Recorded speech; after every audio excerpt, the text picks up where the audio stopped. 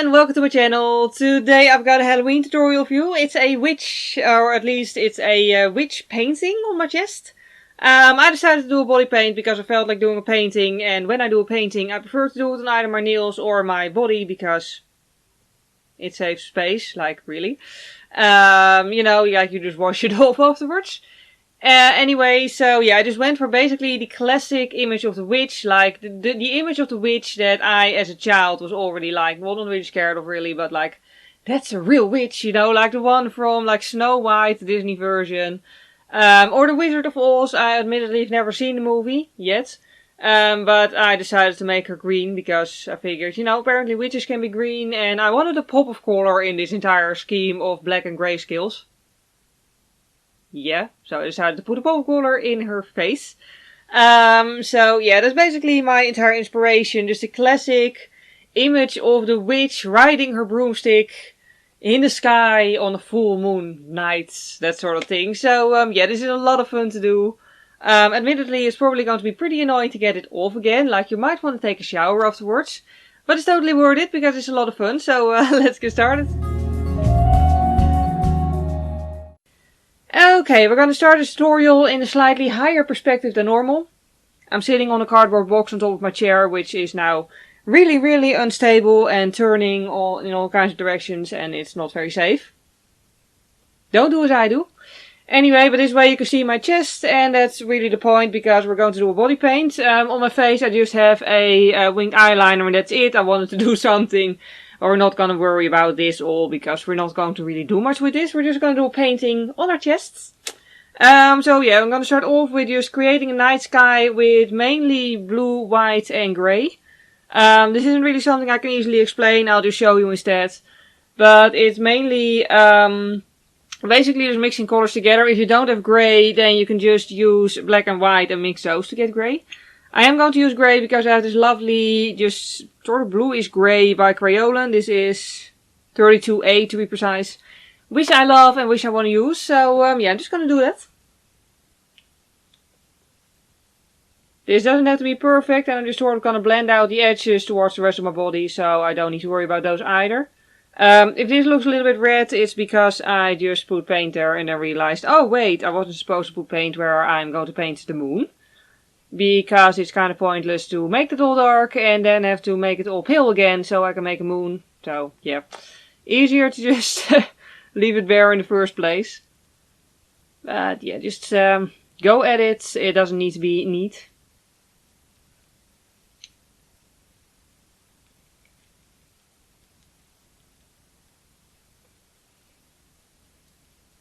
Now I'm just moving on to black with a stippling brush. By the way, with this brush, you can't tell anymore, but it's stained green from Bodypaint. The top hairs are originally white. It's a stippling brush, dual fiber. That's just one thing I thought I should mention. Bodypaint is not going to ruin your brushes, but it might stain white hairs of brushes. So yeah, if you have brushes that you're really attached to and are really expensive and you really don't want them to change color, then you might want to not use them for this particular purpose. Not because it will ruin them, but just because it might take like, I don't know, like 15 times of washing them before they actually retain their original, you know, lack of color again. This one has also been like orange for months after I did an autumn look with it, so yeah. And you can still just use it for your face, like it won't give off the color, it will just look a bit weird, the brush itself. Like it won't have an effect on how it applies your makeup. But keep that in mind. Now for the next part, I'm literally grabbing an old beauty blender. It is an actual beauty blender by the brand Beauty Blender, and it's also old and falling apart. So I know I'm not going to accidentally turn myself into a ghost the next time I try to do normal makeup, because I know I won't be using this one. But yeah, I'm just dipping it in the barely wet white body paint and then just stamping clouds on, and this is just going to make, I don't know, like it just creates a little bit more depth in it, as you can tell, so it just looks a little bit more realistic. Now I've started on doing the moon, and because it's a bit of a waste to spend like 12 years on getting a perfectly round moon to then cover it up with a witch, instead I'm just not going to worry about it too much. I just want it to be pale enough, and then I'm just going to go over it with my beauty blender to create a little bit more clouds around it, and also over top of it, I'm filming after work, and after a working day is even the last working day of the week. I can't talk after a full week of work. And I work as a postman. It's not as if I'm supposed to like talk a lot during work, so I don't know why that is. It's just a fact of life. Anyway, I felt like filming, so you're just going to have to deal with me not talking like a human being. But yeah, moon. That's the point. Next up, I'm going to do some stars. You could do like star signs, like the whole like, like Gemini and like that sort of stuff. You know what I mean, like, or actual like scientifically clustered stars. But I'm not gonna do that because I'm not really a science person. I'm just going to make some random clusters of stars that look nice, and that's it. Just to give again a little bit more detail. And then, like I said, back to the Beauty Blender, and I'm just going around the moon with specifically grey and black.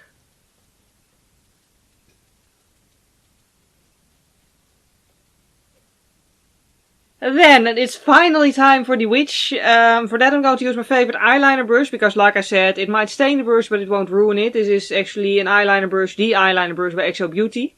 Personal favorite for actual eyeliner as well. But anyway, I'm just going to do that with music in the background, because I can't actually... I mean, I could try to explain how to paint a witch, but it probably won't help, so it's easier to just show you. And I'm also going to have to do it in the mirror, so that's going to be a fun challenge. Let's get on to it.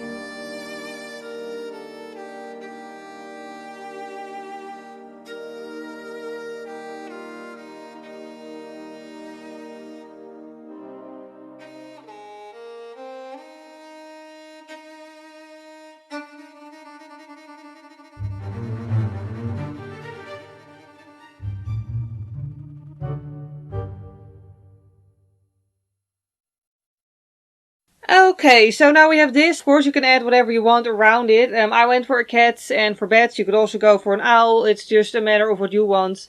This particular bed, a bed in like a front shape. I don't know how this was supposed to signify a bed. And the sun has disappeared behind the clouds. Anyway, but yeah, like it always reminds me both of Batman and Bacardi. I like both, so it's not a problem, but still. But anyway, I'm just going to stipple some more black around it to make it a bit darker, and then we're done.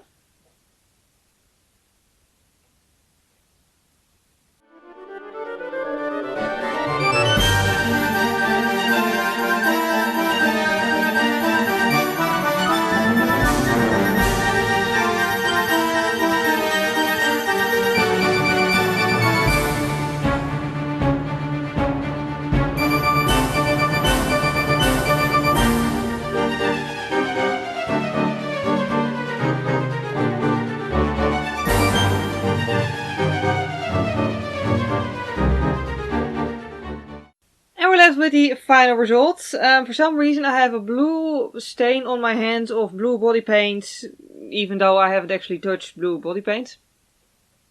Witchcraft. Anyway, the end result is this. I like how it turned out. So yeah, if you enjoyed this video, please click the like button, it would really help me out. And if you want to see more of my tutorials, you can also subscribe to my channel. I admittedly mostly do eye looks and stuff, but still. If you want to know what products I used, well, it's a very short list. It's Kryolan Aqua Colors in multiple shades. But yeah, whatever body paint you use, just use something that you're comfortable with. I personally really like Kryolan, but I don't know if it's available easily in every country. So, you know, just find something that works well for you, and that's actually available. Yeah. So yeah, that was it for today. So again, thank you very much for watching. I hope you have a wonderful day and I hope to see you next time. Bye!